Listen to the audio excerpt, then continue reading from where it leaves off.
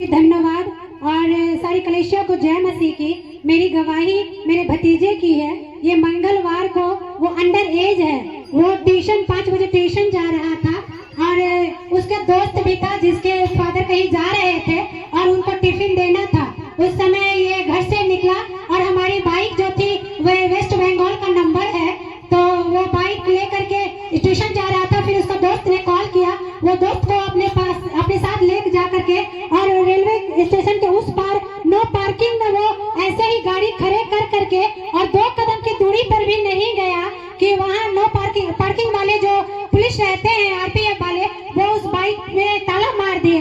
और जैसे बाबू पलट करके आता है, देखता है कि बाइक में ताला मरी हुई है। फिर वो मतलब उनसे बोलने गया, अंकल हम तो पार्किंग में नहीं लगाए और हमको कहीं जाना भी नहीं था, इसलिए हम पार्किंग में नहीं लगाए, जो हम ट्यूशन जा रहे हैं। तो बोले कि तुम अपने गाड़ी का नंबर बताओ, तुम्हारा गाड़ी है तो तुम गाड़ी का नंबर बताओ। उस बच्चे को गाड़ी का नंबर याद नहीं था। वो बोला अंकल याद नहीं है, हम घर में, तो गाड़ी किसके नाम से? तो बोले पापा के नाम से। तो बोले कि ठीक है, मैं पापा को कॉल लगाता हूँ और पापा से नंबर पूछ करके बताता हूँ। तो वो आरपीएफ वाले बोले कि ये गाड़ी तुम्हारा है ही नहीं, हम तुमको नहीं देंगे, तुम अपने पापा को कॉल लगाओ। और वो जानता है कि मेरे पापा को तो वाकई अपना ही नंबर लोगों को याद नहीं रहता है, तो वेस्ट बंगाल का गाड़ी का नंबर क्या याद रहेगा। वो यूज भी नहीं करता, वो गाड़ी वो बाबू ही यूज करता है। वो कॉल लगाया और बोला कि ऐसे ऐसे बात है, जो गाड़ी मेरा नो पार्किंग में था, नो पार्किंग में नहीं था, हम ऐसे ही लगा करके गए थे।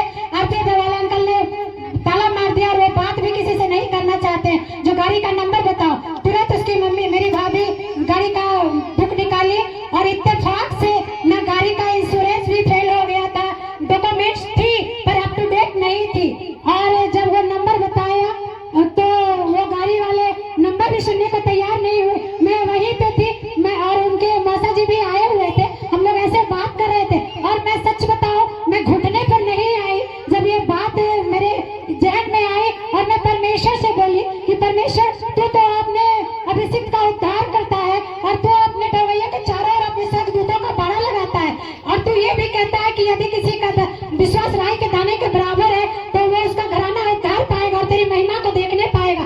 प्रभु आज मैं तुझसे प्रार्थना करती हूँ, मुझसे ये गलती हुई कि आज मैंने तुझसे मॉर्निंग में प्रार्थना नहीं की, अपने बच्चे को तेरे पवित्र लहू में कवर नहीं की और तूने ये सबूत दिया। प्रभु मैं अपनी गलती को स्वीकार करती हूँ और मेरे बच्चे को रिहा कर मेरे परमेश्वर।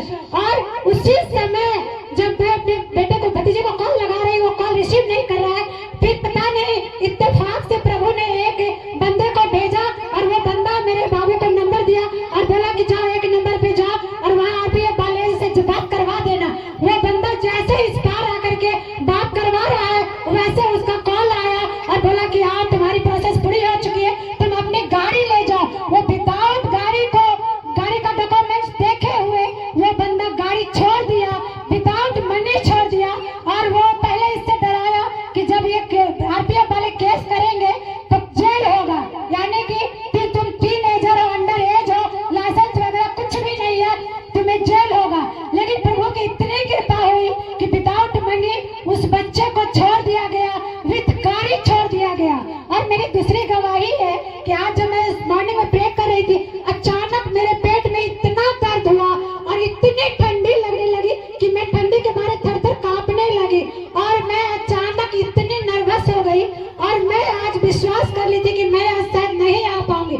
मैंने ब्लैंकेट लिया और पूरे सर से पांव तक ढक करके, और वो मैं ठंडी से थर-थर कर रही हूँ। मेरे घर में मेरी मम्मी आई और बोलती है आशा तो देख रही है कि तो पूरी थरथरा रही है। फिर ट्रंक से ब्लैंकेट निकाल करके दोबारा वो उठा, पूरे ब्लैंकेट देख करके ये कि मैं समझ नहीं पाई कि मुझे क्या हो गया।